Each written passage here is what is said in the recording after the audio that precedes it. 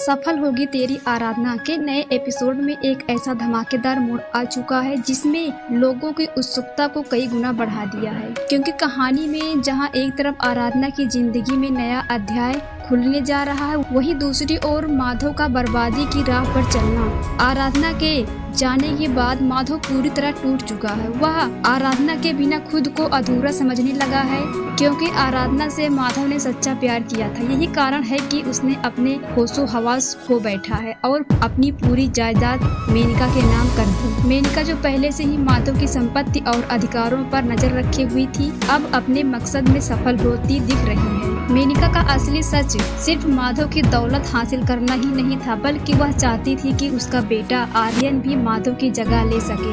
और हर रिश्ते में आर्यन पहले ही आराधना को रास्ते से हटाने की कोशिश कर चुका है। उसने उसे जान से मारने तक की धमकी दी थी, ताकि मेनका और उसका बेटा बिना किसी रुकावट के अपना खेल खेल सके। दूसरी तरफ आराधना की जिंदगी में वह अब एक नई पहचान, एक नई अवतार में सबके सामने आ रही है। वह अब सिर्फ एक सीधी साधी बहू नहीं रही, बल्कि वह एक मॉडर्न। माधव की इस बर्बादी से उसकी दादी पूरी तरह टूट चुकी हैं। वह समझ नहीं पा रही है कि माधव को इस दलदल से कैसे बाहर निकाले।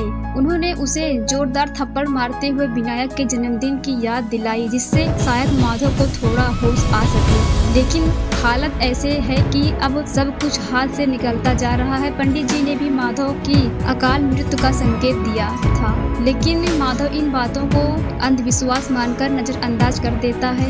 अब कहानी में एक और चौंकाने वाला ट्विस्ट सामने आने वाला है। आराधना की हमशक्ल की एंट्री। माधव जब इस हमशक्ल से मिलता है तो वह पूरी तरह चौंक जाता है। उसे समझ नहीं आता कि क्या ये वही आराधना है जो उसे छोड़कर चली गई थी, या कोई और है, क्योंकि इस हमशक्ल की सच्चाई खुद में एक गहरा राज छुपाए हुए है। यह महिला खुद को आराधना नहीं मानती, बल्कि उसे अपने बीते कल की कोई भी बात याद नहीं है, और न माधव, न उसका बेटा, न ही कोई रिश्ता।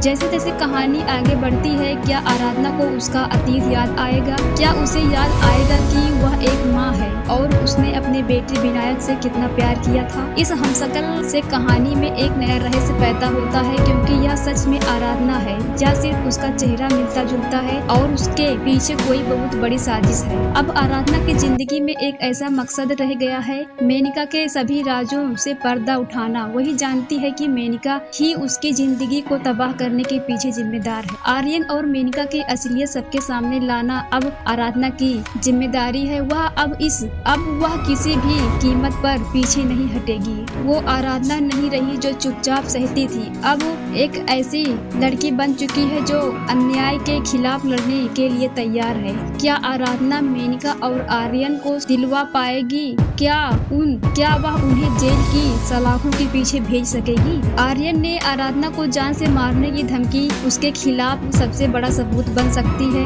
अगर आराधना के पास सबूत होंगे तो मेनका और आर्यन का खेल खत्म होने से कोई नहीं रोक सकता। आने वाले एपिसोड में कई बड़े ट्विस्ट देखने को मिल सकते हैं। जहां एक तरफ माधव और आराधना की कहानी में फिर से उम्मीद की किरण जाग रही है, वहीं दूसरी ओर मेनका और आर्यन का अंत नजदीक आता दिख रहा है। सफल होगी तेरी आराधना सिर्फ एक सीरियल नहीं, बल्कि एक ऐसी कहानी बन चुकी है जो प्रेम, विश्वासघात और संघर्ष और पुनर्जन्म जैसे तत्व। माधव और आराधना की कहानी अभी खत्म नहीं हुई, बल्कि यह तो एक नए अध्याय की शुरुआत है। और अब जब आराधना एक नए अवतार में लौट चुकी है, तो मेनका और आर्यन का बचना लगभग नामुमकिन लगता है। क्या आराधना अपने मकसद में सफल हो पाएगी? क्या मेनका और आर्यन को उनके